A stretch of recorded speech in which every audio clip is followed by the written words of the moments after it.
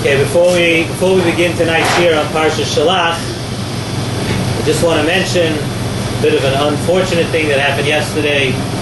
Our dear friend Baruch Yosef ben Abraham Halevi was nifter yesterday, and as we actually spoke about a couple of weeks ago, we spoke about the amazing tzedakah activities that we can call him Bruce, because that's what we call him affectionately.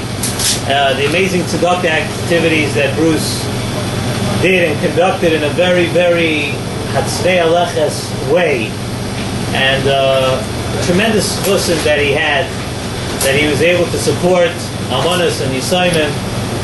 And we have a little tray here in the store. Just try to keep up. There'll be something here, but the family, I just want to let the Lakewood community at large and actually our worldwide audience know that the family intends, Emir Tashem, on keeping up this amazing tzedakah. The details are being worked out, how exactly, but they fully intend on finding a way, and just in the right way, to continue as a schus for Baruch Yosef ben Abraham Halevi. And tonight's shir, of course, is Li'il Nishmas Bruce. This week's Parsha, Parshas Shelach, begins with the Maisa of the Meraglim. Everybody's familiar what happened. The Meraglim had come back from Eretz Yisrael, and they spoke Lashon Hara about Eretz Yisrael. They came back, and of course, they didn't speak very kindly about the things that they had seen when they went over into Eretz Yisrael. However, Yeshua ben Nun and Kalev ben Yefuna came back with a totally different picture. They saw the same thing that everybody saw, but they came back with a totally different story. And what did they say? Right before Shlishi in this week's Parsha, they went through the whole thing and how good everything was, and they said, Toivo ha'aretz ma'oid ma'oid. Everybody's familiar with those words that we talk about Eretz Yisrael. We say, Toivo ha'aretz ma'oid ma'oid. So Nesiv Shalom says, one thing we have to say before we even begin to discuss what they meant is that they definitely were not just referring to the physical beauty of Eretz Yisrael. They weren't just talking about the hills of Yerushalayim, the beautiful, beautiful parts of Eretz Yisrael, the beautiful scenery of Eretz Yisrael. That's not the only things that Kalev and Yeshua ben Nun were talking about. They were also talking about, of course, the Ruchnius. They were referring to the very high spiritual level and the Ruchnius that they saw when they went over into Eretz Yisrael. So let's first ask on this Lashon, when they say Toivo ha'aretz ma'oid ma'oid, what if they would have just come back and they would have said that Tovo was good? That would have also been amazing. What if they would have said Toivo ha'aretz ma'oid? I mean, in contrast to what the other Meraglim had said, that would have been amazing. Toivo ma'oid. But yet they went ahead and they said a lashon of Toivo ha'aretz ma'oid ma'oid. It's not just good, it's exceptionally good. So what can we learn from this statement that they made? Nesiv Shalom says there is a remez. First of all, he said there is a remez in this ma'oid ma'oid. There's a Mishnah in Perkei Avos Perek Dalet. The Mishnah says, this also says this lashon of ma'oid ma'oid. It says ma'oid ma'oid heve shefal ruach.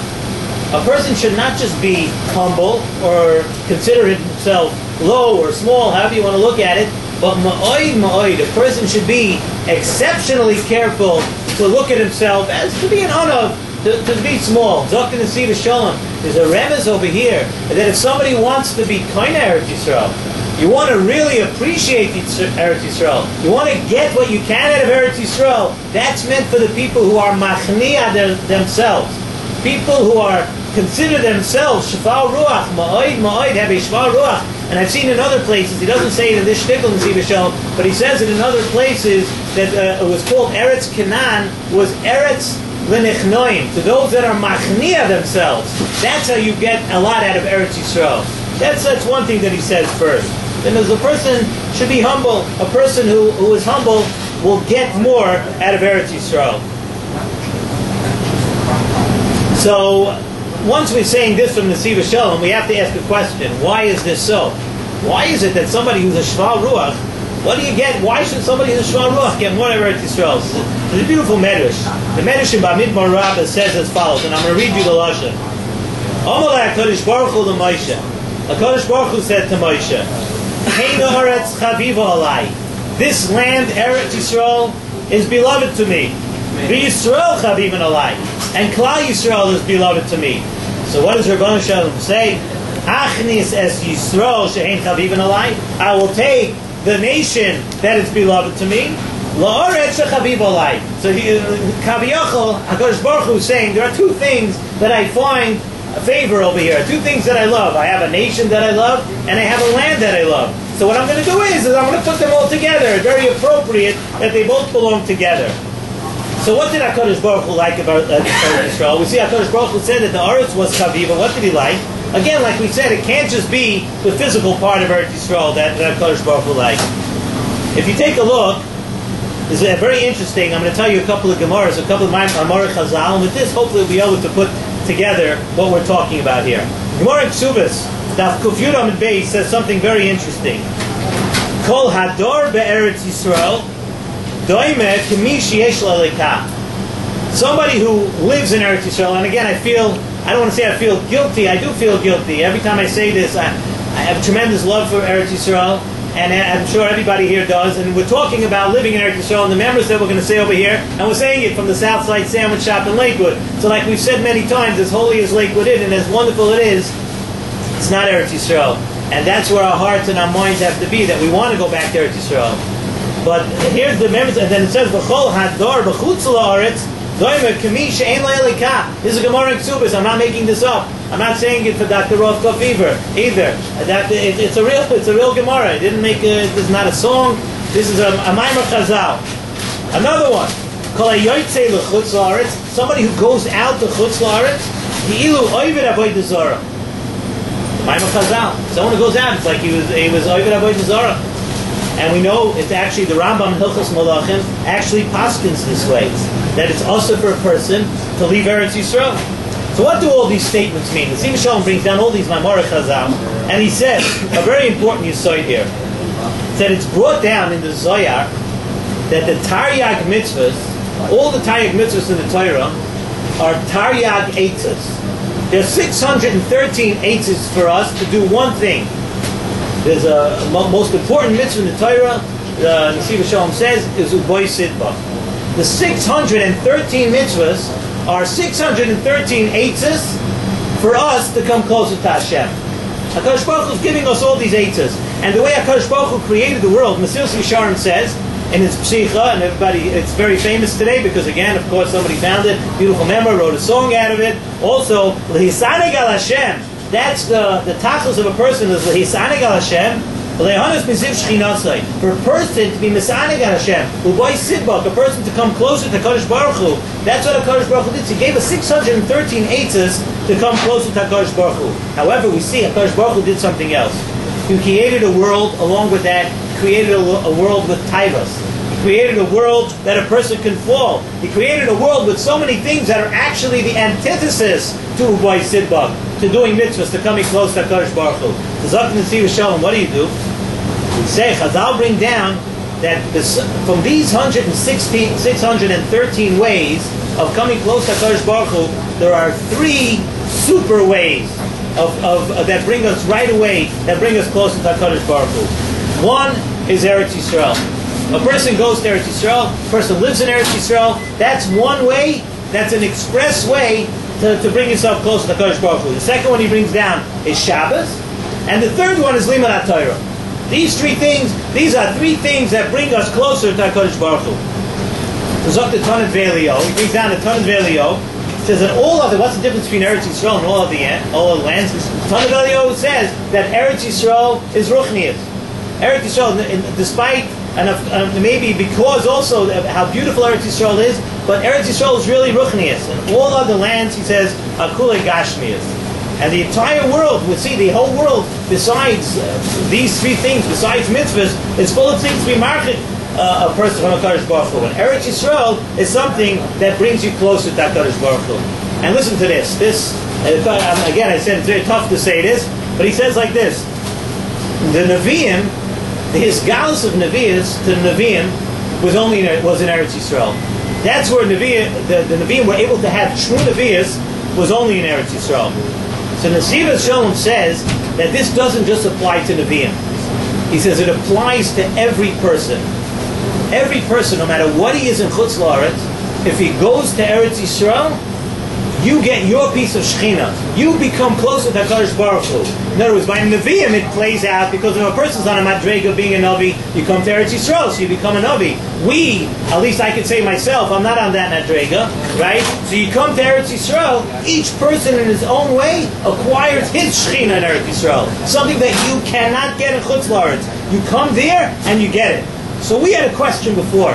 Why is it that Eretz Yisrael is only for Shval Ruach? We ask, why is it that a person who's machniya himself, a person who doesn't hold himself so much, why when he goes to Eretz Yisrael does he get something more? So the famous Gemara in Soita Daf Hey says about a Baal Gaiva. HaKadosh Baruch Hu says a very strong statement about someone who's a Baal Gaiva. HaKadosh Baruch Hu says, Ein ani v'hu yichadel nodu, we can't live together.